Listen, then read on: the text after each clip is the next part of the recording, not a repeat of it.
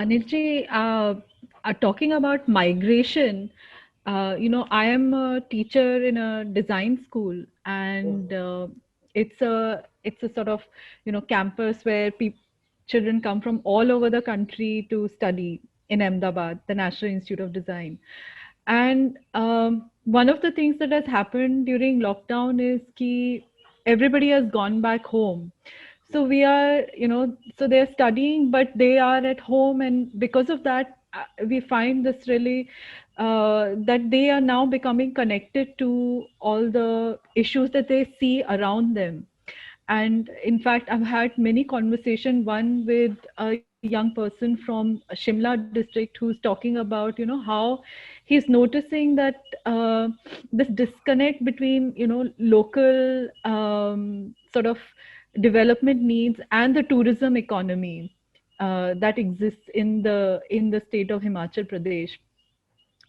And they are, and these young people are, all wondering what they can do about it.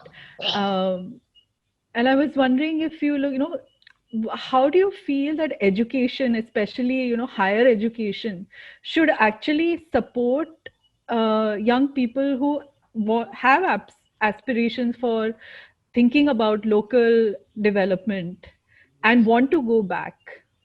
Thank you. Very important thing you raise. I don't believe the kind of education system that we have today. The first thing it does, it dissociate you from your village. You begin to search a job in this other place. The education must be very kind of inclusive. The first thing we really need to teach local community, local children, local youth that the kind of resources they are born with. What is the advantage of their resources which everybody enjoy and make a big industries around. I'm to tell you that we are richest in the medicinal plant resources, but the industries are located in Mumbai or in places Bangalore. Now the issue is the kind of education that is uh, something you teach ABCD, you teach very mathematics, but you do not teach the children or the coming generation, I mean youth, that what are the possible resources. I go give an example to you that can't we have water bottling in the bank of Ganges, which can bring the millions of rupees to the youth. It's a local resource, and otherwise it is imported from the Delhi places, Noida, and the bottle come right from the south to the north. For example, because we never train, never try to do an education where we teach them about the local resources. And that is the first time I'll appreciate this time, this education policy that currently we are trying to put. There is a content, there is a part of it where the children will be exposed to the different resources around. I'll give you a very good example of education. One of the, I mean, very famous school in India, which is here in Dehradun.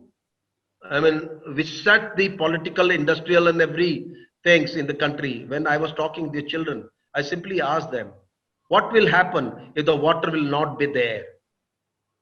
Because the water is ultimately nature produced, it comes from the mountain. One of the students raised the hand. I was taken aback what kind of answer he's giving. What he would drink in place of water. He said, I'll drink juice. Now if this is an education which teaches you, if there is no water you can take juice.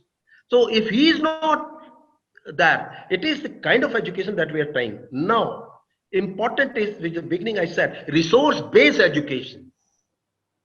And I will thank Corona in some way or other that two things happened during the Corona. Everybody began to remember their own village because it was very safe, secured. Let us go, at least the food we will get. And second important thing, the whole time of lockdown, everybody used to say that, "Arey saab, bahut acha hai. It's very good. Whole sky is very clean. You can see the star. Whole universe is visible. Clean Ganga, quality air, everything." Lockdown opened, everything came back. So the Corona realizes the fact is that if tomorrow another Corona brother come, again that fear will take back the villagers, those migrants back to their villages. So this opens a opportunity us to explore that what possible kind of resources available in the any ecosystem or any agroclimatic zone can be connected for the job, for example, local youth and everything, and that be rural urban connectivity, the consumer. Urbans are consumer and rural are producer. If that connectivity will come, you are very right. For example, we have so many resources, bamboo, lantana, and many fibers that we are rich with, but we do not know good about the best use. Something coming up now, but I'm talking because my experience is 4 decades old. So I know that we were devoid of many a thing, many knowledge which the other people had. I'm to tell you very honestly, we otherwise are very rich in resources. We have so many varieties of fruits available, wild fruits are available, many things that we have.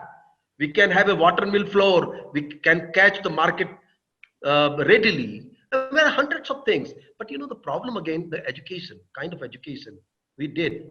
Um, I curse it, and I believe that if we go into different way, and those migrants have come up, many migrants that we are involved with, they are doing a very good farming now because their urban exposure is an advantage to us, as you said. Their urban exposure, we can take advantage of it. They're doing farming, they are doing many other things, food processing they are doing. And let us hope this is the corona blessing, I'll call it. Said they came back and they know they are better exposed. They can connect where they have come from, people in urban for consuming the product we are making in the Himalayas.